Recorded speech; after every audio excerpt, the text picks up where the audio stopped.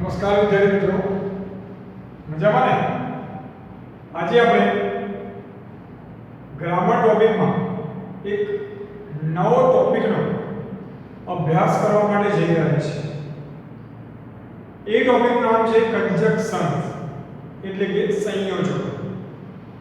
હવે તમે આ ટોપિક જોશો તો તમને કદાચ થોડું રિમાઇન્ડ થશે કે આપણે 8મા ધોરણમાં પણ આ ટોપિક આવી ગયો છે, કન્જક્શન્સ.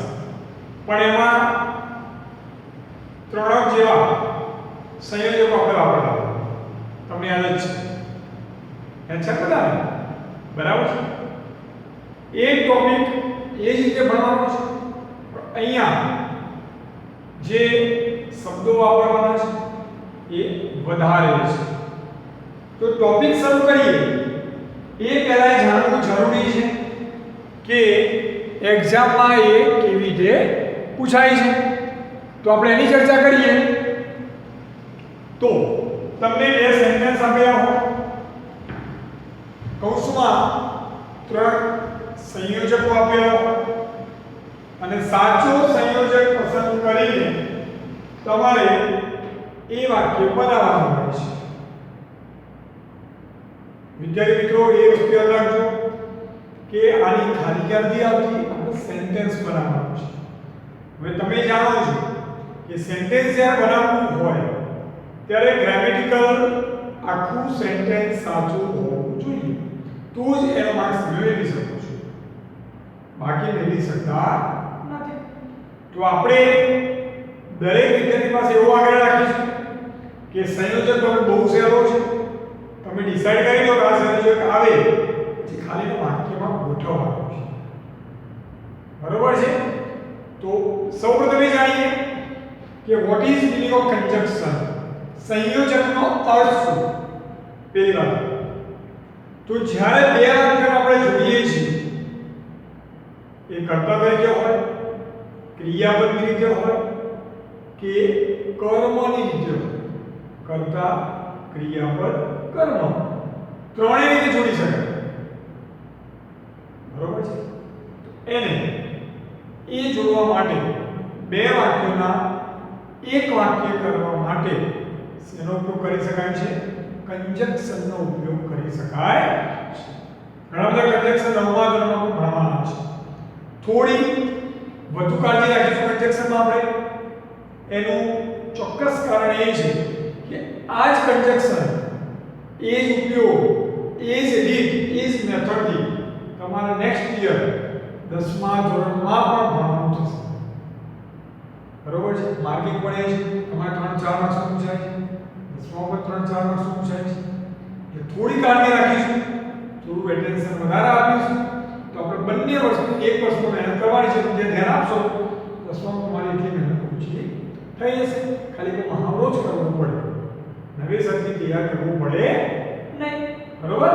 ચલો તો આપણે શરૂઆત કરીએ કન્જક્શનથી. એક એક એક્ઝામ્પલ લઈશ. જરૂર પડે તો વિડિયો જોયા બાદ તમે નોટ પણ કરી લેજો. બરોબર? ગ્રામર બુકમાં પણ તમારે આપેલું છે. એના વિશેષ એક્ઝામ્પલ લઈને હું આજે સમજાવવાનો તમને પ્રયત્ન કરીશ કે જેથી તમને વધુ ખ્યાલ આવી જાય. ઓકે? ચલો તો શરૂઆત કરીએ આપણે.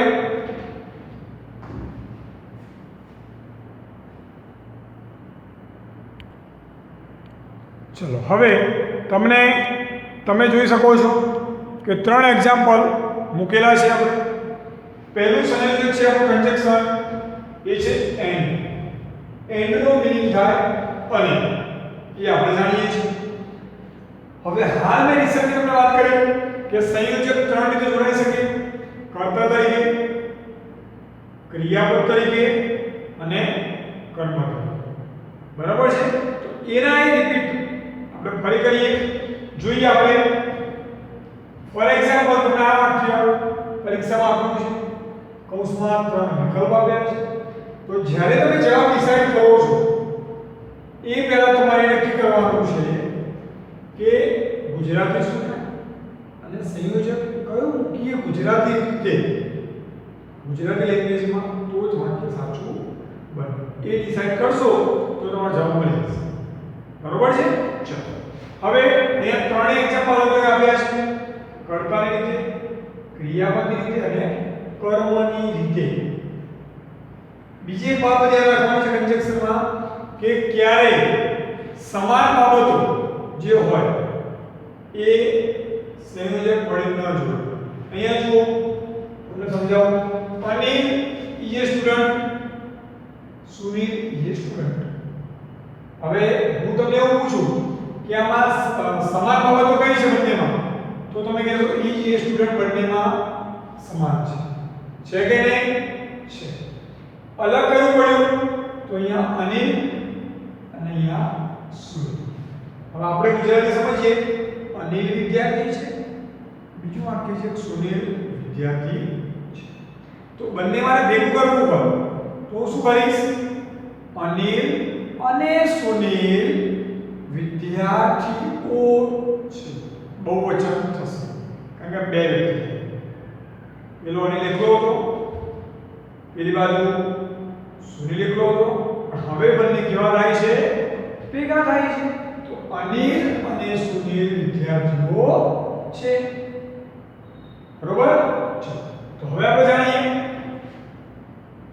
અનિલ એન્ડ સુનિલ આવી ગયું અહીંયા વચ્ચે મૂકી દીધું અનિલ એન્ડ સુનિલ ક્લિયર હવે આ બહુવચન થયું તો ઈજ આપેલું છે આપણને તો ઈજનું બહુવચન આપણે ભણી રહ્યા શું થાય આ થાય અહીંયા તો ક્યાં ઈજ હતું કે ત્રીજો પુરુષ એક વચન હતું એટલે કે એક વચન હતું એટલા માટે ઈજ આવ્યું હતું પણ જ્યારે બહુવચન થાય છે બહુવચન થાય તો આ આવે તો અનિલ એન્ડ સુનિલ આર હવે બહુવચન આપણે જાણીએ છીએ કે આર્ટિકલ મુકાય નહીં તો વિદ્યાર્થીઓ તો શું થઈ જાય સ્ટુડન્ટ્સ કયું Anil and Sunil are students Anil અને સુનિલ વિદ્યાર્થીઓ છે આ આપણે જોયું કર્તાને સંયોજક જોયું બીજું એક્ઝામ્પલ જોયું આઈ ગોટ અપ હું ઉઠ્યો આઈ બ્રશ્ડ માય ટીથ મેં બ્રશ કર્યો હવે તમે એ જુઓ તો અહીંયા કર્તા બંનેમાં સમાન છે બંને કેવા છે સમાન છે તો અલગ શું પડે છે ગોટ અપ એ ગેટ અપ નું ભૂતકાળ ઉઠવું અને બ્રશ કરવું આ બે વસ્તુ અલગ છે એટલે શું અલગ થયું ક્રિયા અલગ થઈ શું અલગ થયું ક્રિયા એટલે કે ક્રિયાપદ બરોબર તો અલગ હોય એ જોડાય આપણે વાત થઈ પછી અલગ હોય એ જોડવાનું છે બરોબર તો જોઈએ આઈ બંનેમાં સમાન છે અને આઈ આપણે એક જ વખત લખવાનું છે ઘણા સ્ટુડન્ટ્સ ભૂલથી બે વખત લખતા હોય છે તો એ માર્ક્સ કપાઈ એક જ વખત લખવાનું છે આઈ ગોટ અપ એન્ડ સીધું બીજું ક્રિયાપદ બ્રશ્ડ માય કયું I got up and brushed my teeth હું ઉઠ્યો અને બ્રશ કર્યો I got up and brushed my teeth ખાસ રિમાઇન્ડર યાદ રાખજો રિમાઇન્ડ અહીંયા બીજી વખત કરતા ન કારણ કે બંને સમાન છે તો આપણે એક વખત લખવાનું છે અહીંયા અલગ કોણ પડે છે તો ક્રિયાપદ અલગ પડે છે એક ગોટ અપ ગેટ અપ નું ભૂતકાળ અને બ્રશ એટલે બ્રશ ઓકે ત્રીજું sentence Hiral ડ્રીવ a house C also ડ્રીવ a car અહીંયા તમે જુઓ હિરલ કરતા છે તો એને ધ્યાનમાં રાખીને સી આવે છે એ બંને સમાન થયા ને પછી ડ્રીવ ક્રિયાપદ એ પણ ડ્રીવ છે એ પણ સમાન છે તો હવે અલગ શું છે હાઉસ અને આના આપણે શું કહીશું કર્મ કહીશું શું કહીશું કર્મ કહીશું બરોબર એ બંનેમાં અલગ પડે તો હવે આપણે વાત કરીએ નિયમ કે સમાન બાબતો એક જ વખત લખવાની જે બાબત અલગ પડે છે એટલે કે કર્મ અલગ પડે છે તો એને આપણે બે લખવા પડે બરોબર ચલો જોઈએ તો હિરલ ડ્રીવ આ એક બંને લખવાનું છે, પછી ઓલસો ને લખવાનું. ઓલસો નું શા માટે આપ્યું છે કે હિરલે ઘર દોર્યું હતું, તેણે ગાડી કોણ દોરી હતી, સમજો, એટલે ઓલસો આવ્યું. પણ આપણે ઓલસો લખવાની કોઈ જરૂરિયાત છે નહીં. તો Hiral drew a house and a car. કયું? Hiral drew a house and a car. હિરલે ઘર દોર્યું હતું અને ગાડી દોરી. તો અહીંયા આપણે કોને જોડ્યા? બે કર્મ. ઓકે, ઘણા સ્ટુડન્ટ શું કરતા હોય છે, એવું વિચારે કે અહીંયા આર્ટિકલ જુઓ એ છે, અને એ ઘણા સ્ટુડન્ટ શું કરતા હોય છે, ભૂલથી એ એક જ વખત લખે કે બંને સમાન જ છે ને. પણ વિદ્યાર્થી મિત્રો, એ બાબત પણ જાણવું જરૂરી છે કે આ જે આર્ટિકલ આવ્યું છે એ કોને લાગુ પડે છે? જે તે શબ્દ આપેલો છે નામ એને લાગુ પડે છે. અહીંયા કાર છે તો કારને લાગુ પડે, હાઉસ છે તો હાઉસને લાગુ પડે છે.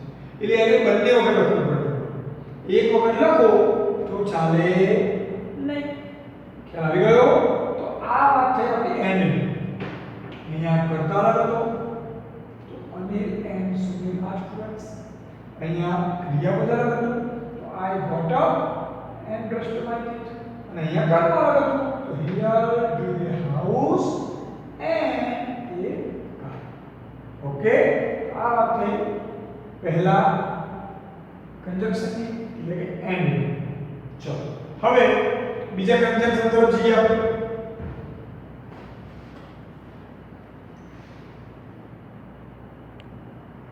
આગળ બીજો ટોપિક છે બટ અને યટ, ધો અને ઓલ્ધો.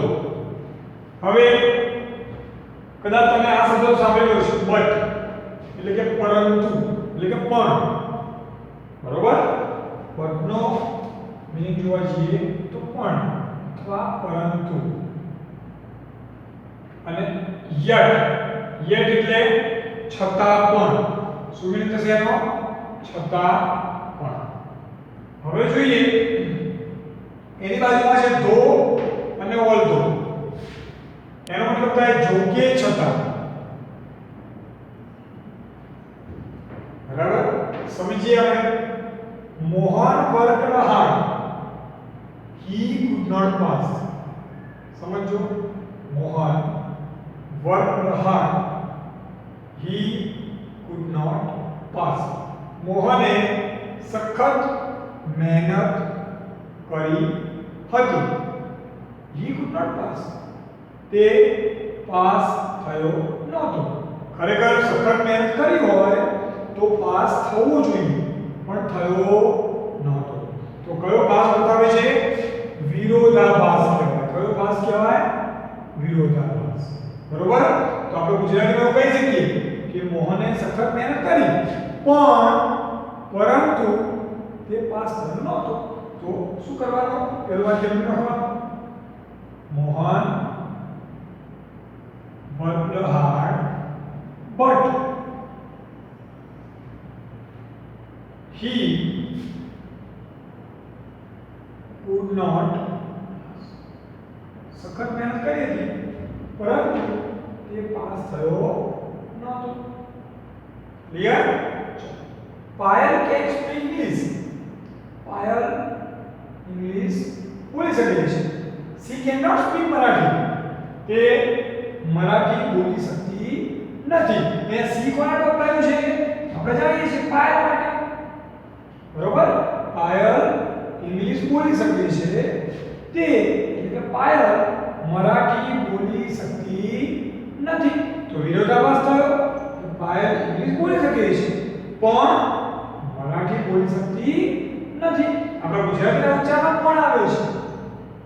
તો આપણે લખીશું Payal can speak English but she cannot speak Marathi. બરોબર? પાયલ ઇંગ્લિશ બોલી શકે છે પરંતુ તે મરાઠી બોલી શકતી નથી. અહીંયા જુઓ તમે કેમ પછી કેમ બોલું આપણે આ ઘણો મેચ છે મોડેલ્સમાં, બરોબર ને?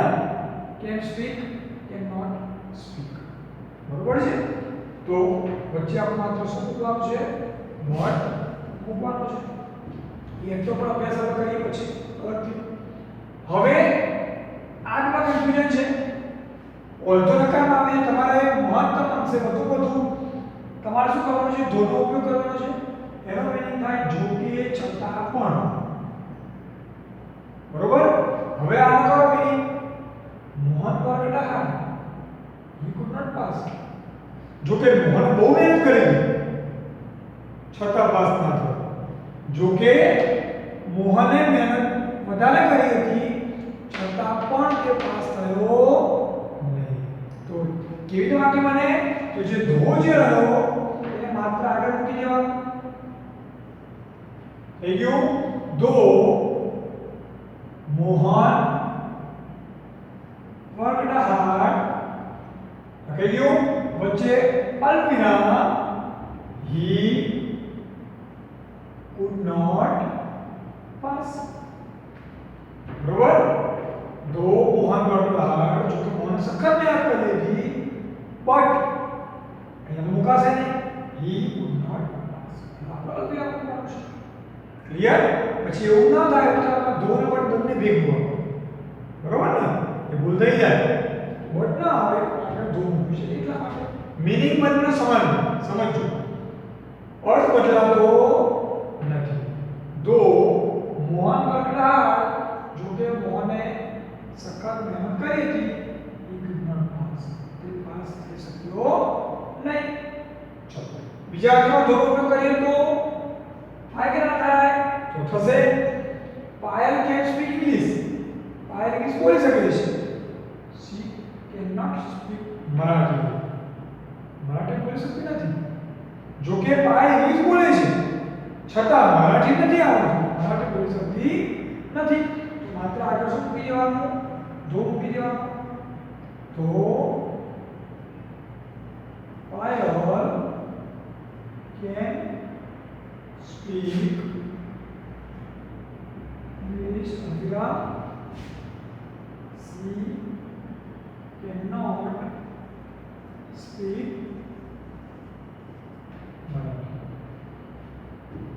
बरोबर? तो पायल कैन स्पीक इंग्लिश, जो कि इंग्लिश पायल बोली શકે છે પણ મરાઠી બોલી શકતી નથી.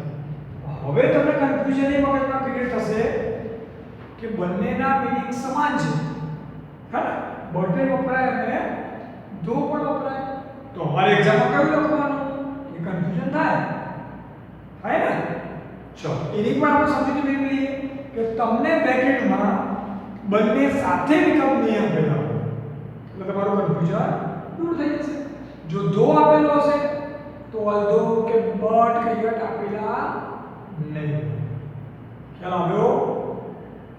તમને જ્યારે બટ આપેલું હોય તો પેલા વિકલ્પ ના હોય, દો ઓલ્ધો આપેલો તો બટ નહીં આપેલું હોય એટલે તમને કન્ફ્યુઝન ક્યાં થશે નહીં. તમે ક્લિયર રહેશો, બરોબર? જે વિકલ્પ આપેલો હોય એ વાપરવાનું છે. જો ધો તમને આપેલો હોય તો ધોને આગળ મૂકવાનું છે, બરોબર? જો બટ આપેલો હોય તો બટને વાક્યની વચ્ચે મૂકવાનું છે. એટલે હવે આ તમારા નવા સહાયક સમજાય, નવા ખાસ કાળજી રાખવાની. દો એટલે જો કે, છતાં પણ ગુજરાતી કરવાનું. તમે ગુજરાતી કરશો અથવા આ જે સંયોજન જે શબ્દ છે એ ગુજરાતી ખાલી ત્યાં કરી દેશો, બરોબર? અને તમને જે સેન્ટેન્સ એક્ઝામમાં આપેલું છે એનું ગુજરાતી કરશો તો તમને ખ્યાલ આવી જશે કયો સંયોજક આમાં સિલેક્ટ થશે. તમારી એક્સપર્ટ આરપીઆરને એની કોઈ જરૂરત છે નહીં. તમને ખાલી હવે આગળ છે બટ અને એની વાત કરીએ. માં યટ એટલે કે પછી એક સમજૂતી મેળવીએ. તો એ એક્ઝામ્પલ છે હર આઈઝ આર વીક. તેની આંખો નબળી છે. C watches TV. તે ટીવી જુએ છે. હવે સમજો, તેની આંખો નબળી છે છતાં એ ટીવી જુએ છે. તો આપણે વચ્ચે યટ મૂકી શકીએ. Her eyes are weak yet see watches TV. થયું? તો તમે યટ ઓપ્શન આપ્યો હોય તો બટ ના આપેલો અને આ જ વાક્યમાં ધોનો ઉપયોગ કરવો હોય તો તમને ખ્યાલ આવી જશે કે ધો કેમ મૂકવાનું વાક્યની શરૂઆતમાં ધો horizon weak જો કે એની આંખો ખરાબ છે અલ્પવિરામ સી વોચિસ ટીવી છતાં પણ તે ટીવી જુએ છે એ બની શકે બરોબર છે એટલે આ ટૂંકમાં ચારેય મુખ્યત્વે ત્રણ અલ્ટરનેટિવ વપરાય છે વિકલ્પમાં જોવાનું કોર્સમાં આપેલા ત્રણ બ્રેકેટમાં શબ્દો કે કયો આપેલો છે એ પણ લખવાનું થશે હવે આને આપણે સમજાવવા લખ્યું છે are you not ready yet આમાં એક વાક્ય છે બધામાં નથી તો ઓલરેડી આપેલું છે શું તમે હજુ સુધી તૈયાર થયા નથી તો તમને કન્ફ્યુઝન થાય કે યટ વાક્યના છેડે આપો બરોબર વાક્ય પૂરું થઈ ગયું પ્રશ્ન ચિહ્ન આવ્યો છે તો વિદ્યાર્થી મિત્રો આપણે એ સમજવાનું છે જ્યારે વાક્ય નકાર હોય એ વાક્ય પ્રશ્નાર્થ હોય કયું વાક્ય હોય નકાર કે પ્રસ્તાર વાક્ય હોય ત્યારે યટ જે રહ્યું એ હંમેશા વાક્યના અંતે આવે છે બરોબર છે આ ખાલી સમજ માટે મેં તમને સમજાવ્યું હતું કે જ્યારે વાક્ય નકાર કે પ્રશ્નાર્થ હોય ત્યારે યટ વાક્યના છેડે વપરાય છે બરોબર આપણે તો જોડવાના છે એટલે કોઈ પ્રશ્ન છે નહીં તો સમજવું જરૂરી છે એટલે હવે ખાસ બટ યટ ધો અને ઓલ્ધો બંને વિરોધ માટે છે આપણા વિરોધ માટે છે પણ આને આપણે ઉપયોગ આગળ કરીએ છીએ ખ્યાલ આવ્યો હવે ઓલ્ધોની વાત કરીએ તો ઓલ્ધો પણ તમે વાપરી શકો છો એ જ રીતે બરોબર ઓલ્ધો મતલબ એ થશે જો કે છતાં પણ કૌંસમાં કયું આપેલું છે એ તમારે જોવું જો કે ગરીબ છે છતાં પણ ખુશ છે તો ત્યાં વાપરી શકાય ઓલ્ધો છતાં પણ બરોબર તમે બ્રેકેટમાં જે આપેલા હોય એ તમારે જોવાના એ કન્જક્શન યુઝ તમારે સેન્ટેન્સને જોડવા માટે કરવાનું છે ઓકે ચલો હવે નંબર ત્રીજા કન્જક્શન ઉપર આવી જાવ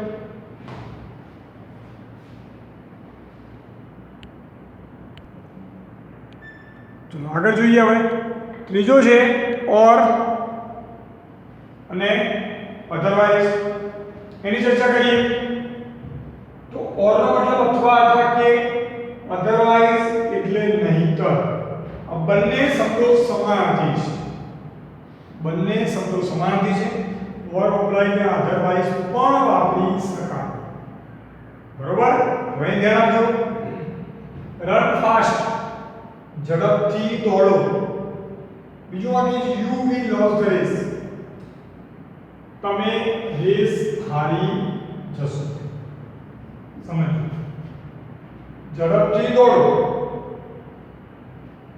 નહીંતર શું છે તમે રેસ હારી જશો જો તમે ઝડપથી નહીં દોડો તો એનું પરિણામ શું આવશે તમે રેસ હારી જશો ઓકે તો મૂકીએ આપણે run fast or you will lose the race ઝડપથી દોડો નહીંતર તમે રેસ હારી જશો બરોબર ચલો run fast or you will lose the race હવે એ જ વાક્યમાં આધાર વાપરવું હોય તો વાપરી શકાય ઓર ની જગ્યાએ શું મૂકવાનું અધરવાઇઝ મૂકવાનું બીજું કોઈ ચેન્જિંગ કરવાનો નહીં એટલે run fast otherwise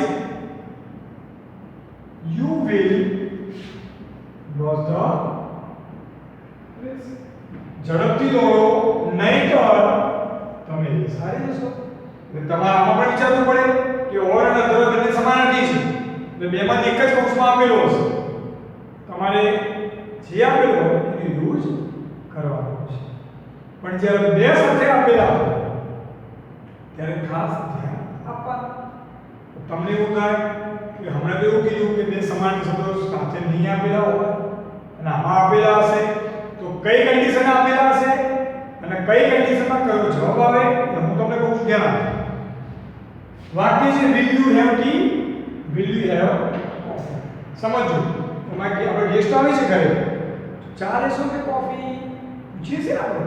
તો એવા સચોટ જ્યારે આવું વાક્ય હોય ત્યારે એક જ વિકલ્પ શક્ય બને એ છે ઓર, ત્યાં અધરવાઇઝ મુકાય નહીં. આ બંનેની સમજૂતી તો એ માટે સાથે આપું છું કે તમારે ક્લિયર થઈ જાય. બરોબર? તમારી ગ્રામરમાં અલગ અલગ જ આપેલા છે પણ સાથે તમને સમજૂતી આપવાનો વિષય એક છે કે તમે ટોપિક તરફ ક્લિયર હોવા જોઈએ. હવે અહીંયા તમે અધરવાઇઝ ના વાપરી શકો. એક જ ઓપ્શન લે, તમે ચા લેશો કે કોફી. બરોબર? તો સમાન બાબત કઈ છે? આટલું સમાન છે. જો અલગ શું પડે છે? માત્ર ટી અને કોફી. તો will you have tea or coffee? થયું? તમે ચા લેશો કે કોફી. હવે આ વાક્ય એક્ઝામ્પલ તમને આપું અને હું તમને બે વિકલ્પ આપું ઓર અધરવાઇઝ. બરોબર? તો ભૂલ ના થવી જોઈએ. ના થવી જોઈએ ને, કારણ કે નક્કી જ છે કે આવું વાક્ય હોય નો જ નહીતર એવો મિનિંગ નીકળે નહીં. તમે ચા લેશો કે કોફી, એટલે બેમાંથી એકની પસંદગી કરવાની છે. જો આગળ તો કન્ટેક્શન આવશે એ પણ જોવાના છે. બરોબર? એટલે હું તમને સાથે માટે કહું છું તમે ક્લિયર થઈ જવું જોઈએ. આવા જ્યારે બે વાક્ય હોય જ્યારે નહીતરની કન્ડિશન બતાવવાની હોય તો અધરવાઇઝ વાપરી શકાય ઓરની જગ્યાએ. પણ આવું જ્યારે પૂછાયેલું હોય ત્યારે ઓરની જગ્યાએ તમે અધરવાઇઝનો ઉપયોગ કરી શકો નહીં. કે માત્ર ઓરનો જ ઉપયોગ કરવો પડે. આવું વાક્ય જો છે તો તમે બે વિકલ્પ કૌંસમાં નહીં આપેલા. સમજી લો. પણ આવું હશે તો તમને કન્ફ્યુઝન કરવા બે વિકલ્પ આપેલા પણ હોય. બરોબર? તો તમારે શ્યોર રાખવાનું કે આમાં ઓર અધરવાઇઝ આવે નહીં. ક્લિયર? આ વાત થઈ આપણી ઓર અને અધરવાઇઝ. એટલે જ્યાં તમે ઓર વાપરો છો ત્યાં અધરવાઇઝ તમે વચ્ચે જ મૂકવાનું છે. પેલા બટ અને ધો જેવું નથી આગળ મૂકવાનું. આમાં એવું નહીં.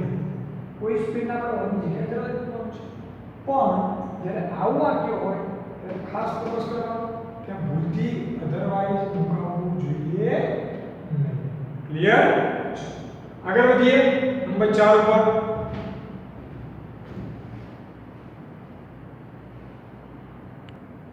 હવે આગળ ચોથા ક્રમમાં છે આઇધર ઓર અને નાઇધર નોટ. હવે આની સમજ ખાસ મેળવી લઈએ કે આઇધર ઓર એટલે સમજો આઇધર ઓર એ બેમાંથી એકની પસંદગી. સમજો. અને નાઇધર નોટ બેમાંથી એક પણ નહીં. એટલે કે વાક્ય નકાર. એટલે તમારો આન્સર ક્લિયર થઈ ગયો. એ કન્ફ્યુઝન નહીં થાય કે આઇધર ઓર ક્યારે આવે નાઇધર નોટ ક્યારે આવે. કન્ફ્યુઝન નહીં થાય એનું કારણ એ કે નાઇધર નોટ શબ્દ નકાર વાક્યમાં જ વપરાય, હકારમાં આવે નહીં. પહેલી વાત, જો વાક્ય નકાર હોય અને તમને બે વિકલ્પ આપેલા હોય આઇધર નોટ નાઇધર નોટ તો જવાબ પણ આઇધર નોટ આવે, આઇધર નોટ ના આવે. બરોબર? ચલો જોઈએ એક્ઝામ્પલ દ્વારા. ગીવ મી અ બુક. મને પુસ્તક આપો. Give me magazine. મને સામાયિક આપો મેગેઝિન. મને બેમાંથી એક આપો. બંનેમાં નથી લેવું, બેમાંથી એક લેવું છે મારે. એટલે અલગ કયું પડ્યું? એ બુક અને મેગેઝિન. તો એને આપણે આઇધર પર વડે જોડવું પડે. કેમ આઇધર નક્કી થયું? કે વાક્ય હકાર છે. વાક્યમાં ક્યાંય નકાર નોટ આપેલું નથી. આપણું વાક્ય શું બને? Give me. લખાઈ ગયું બંને સમાન. ત્યાર પછી either A book or A magazine. એ ખાસ ધ્યાન રાખજો કે આઇધર અહીંયા લખવાનું છે ઓર અહીંયા લખવાનું છે. બંને સાથે ના. અહીંયા જે ટક્કા કર્યા છે ડોટ ડોટ એ સૂચવે છે વચ્ચે કંઈક શબ્દ છે સાથે લખાય નહીં. બરોબર? Give me either A book or A magazine. રચના જોવા જઈએ તો પહેલો આઇધર મૂકવાનો, આ પહેલો વિકલ્પ ઓર મૂકવાનો, બીજો વિકલ્પ આ રીતે બને. અને હંમેશા વસ્તુ રાખવાની કે આઇધર સાથે હંમેશા ઓર આવે, નાઇધર નોટ સાથે હંમેશા ન આવે. Either A book or A magazine. કાં તો મને બુક આપો કાં તો મને મેગેઝિન આપો. બેમાંથી એકની પસંદગી. ખાસ ધ્યાન આપતા લખેલું છે બેમાંથી એક. બેમાંથી એક વાક્ય હકાર સૂચવે છે. હકારમાં ક્યારે નાઈધર નોર વાપરી શકાય નહીં. ઓકે, આગળ વધીએ. બીજું વાક્ય Mansi is not clever. Mansi is not hardworking. Mansi હોશિયાર નથી. માનસી સખત મહેનતુ પણ નથી. હવે હું તમને કહીશ કે શું કરાશે તો હવે તમે કહેશો કે નોટ આવ્યું એટલે વાક્ય કેવું થયું તો તમે કહેશો નકાર. નકાર હોય તો એક જ વિકલ્પ શક્ય કરો નાઈધર નોર. જોઈએ આપણે સમાન બાબતો લખી દઈએ. પેલી માનસી થઈ ગયું. હવે કન્ફ્યુઝન એ થશે કે નોટ મૂકવું કે ના મૂકવું. તો મુકાય ના મુકાય? ના મુકાય. કેમ ના મુકાય? કે નાઈધર નોર એ પોતે જ નકાર છે. એને નકાર કરવા માટે નોટની જરૂર નથી. તો Mansi is neither clever nor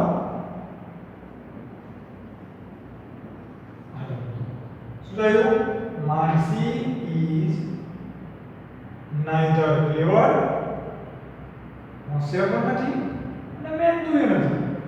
Mansi is neither clever. જો neither યા મૂકવાનો પછી પહેલો વિકલ્પ nor બીજો વિકલ્પ બંને સાથે ના આવે. માનસી is neither clever nor hardworking. यार मीनिंग हो जाएगी नकारात्मक कि मानसी होशियार પણ નથી અને સખત મહેનતુ પણ નથી. ક્લિયર? ત્રીજું વાક્ય Mayur will drink tea he will drink coffee. જો પેલું વાક્ય આવ્યું આમાં ઓરે મૂકી શકાશે અને આઈધર પણ મૂકી શકાય. તો ઓરે મૂકવું હોય તો બંને બાબત સમાન છે. એની કઈ લખવાની મયુર વિલ ડ્રિંક ટી और कॉफी. થયું મયુર વિલ ડ્રિંક ટી और कॉफी. આ તો મયુર ચા પીશે કે કોફી પીશે. પણ હવે આઈધર નો વાપરી શકાય કારણ કે હકાર છે. નાઈધર નો તો વપરાય નહીં કારણ કે તો પ્રકાર વપરાય. ચલો તો શું બનશે? મયુર વિલ ડ્રિંક પછી આઈધર પહેલો વિકલ્પ टी आइधर साथ और वपराय पूछो आइधर टी और कॉफी. हाँ तो मयूर चा पीसे अथवा कॉफी पीसे. क्लियर? वाक्य શું બન્યું? Mayur will drink either tea or coffee. અને એની જગ્યાએ ઓર પણ વાપરી શકાય. તો આવું વાક્ય જ્યારે હોય ત્યારે બે વિકલ્પ આપેલા હોય એવું બની શકે. એ પ્રમાણે જે બને એ પ્રમાણે વાક્ય બનાવવું પડે. ઓકે, આજે આપણે 4 કન્જક્શન સુધી રાખીએ છીએ. ફરીથી વિડિયો જોયા પછી રીડ કરી લેજો. તમારી ગ્રામર બુકમાં પણ એક્ઝામ્પલ સાથે આપેલા છે એ જોઈ લેજો. છતાં ખ્યાલ ન આવે તો તમે પૂછી શકો છો. આશા રાખું છું કે તમે ક્લિયર આવી ગયો છે. મળીએ આપણે નેક્સ્ટ લેક્ચરમાં. Thanks all of you. By.